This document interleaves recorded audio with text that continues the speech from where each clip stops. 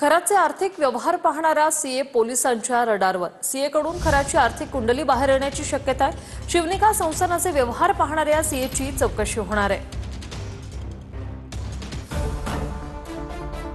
पुन्हा 4 दिवसांसाठी पोलीस कोठडीत रवानगी झालेल्या अशोक खराची एसआयटी संपूर्ण आर्थिक कुंडली बाहेर काढण्याच्या तयारीत आहे। मोंदू अशोक खराचा आर्थिक व्यवहार पाहणारा सीए एसआयटीच्या रडारवर आहे।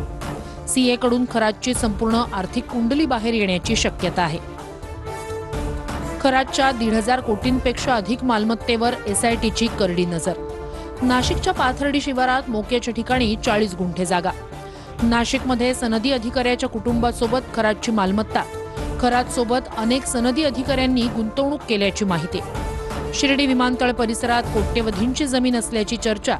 एसआयटीनं खरात आणि त्याच्या कुटुंबियांच्या मालमत्तेची माहिती मागवली। खरातच्या मालमत्तेचा शोध घेण्यासाठी एसआयटी कडून नोंदणी विभागाची मदत।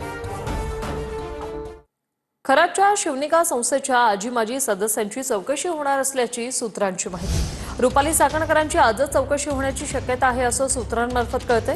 रुपाली चाकणकरांनाही एसआयटीने समन्स बजावले, सूत्रांची माहिती।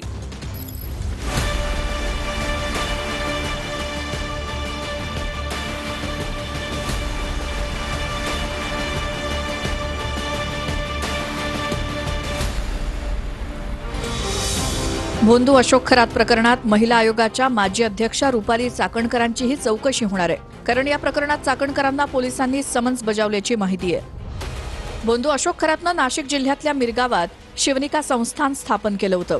या ट्रस्टमध्ये अशोक खरात हा स्वतः अध्यक्ष होता। डॉक्टर जितेंद्र शेळके नावाचे गृहस्थ उपाध्यक्ष होते। कल्पना खरात या सरचिटणीस होत्या, तर रुपाली चाकणकर, सुभाषराव गमे, ललित पोफळे, डॉक्टर नंदकिशोर कातोरे अशा मंडळींची सदस्य म्हणून नावं होती।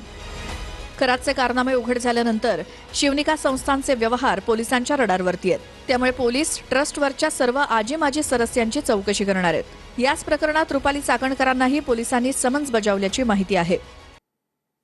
रुपाली चाकणकरांचे रायगडमधील व्यावसायिक कनेक्शन समोर आले। तटकरेंचे निकटवर्तीय महेंद्र चौधरी आणि निलेश चाकणकरांचे व्यावसायिक संबंध अंधारेंचा आरोप।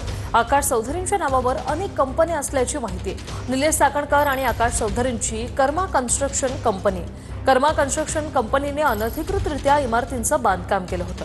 बबलू सय्यदांची माणगाव कोर्टात ही याचिका दाखल। बबलू सय्यद हे भाजप अल्पसंख्याक सेलचे प्रदेश सचिव आहेत। तर शिवनिका ट्रस्टचे संचालक ललित पोफळे स्वतःला वाचवण्यासाठी खरात विरोधात एफआयआर दाखल करणार, सूत्रांची माहिती। खराच्या शिवनिका ट्रस्टच्या आर्थिक संशयास्पद व्यवहारांचा पोलिसांकडून तपास सुरू आहे आणि यात अनेक नावं जी आहेत ती आता समोर येत आहेत। 2018 मध्ये केवळ 4 लाखांची उलाढाल असलेल्या या ट्रस्टने 2024 पर्यंत कोटींच्या घरात झेप घेतली आणि यावरूनच ट्रस्टचे संचालक सीए ललित पोफळे यांच्यावर प्रश्नचिन्ह उपस्थित होतोय।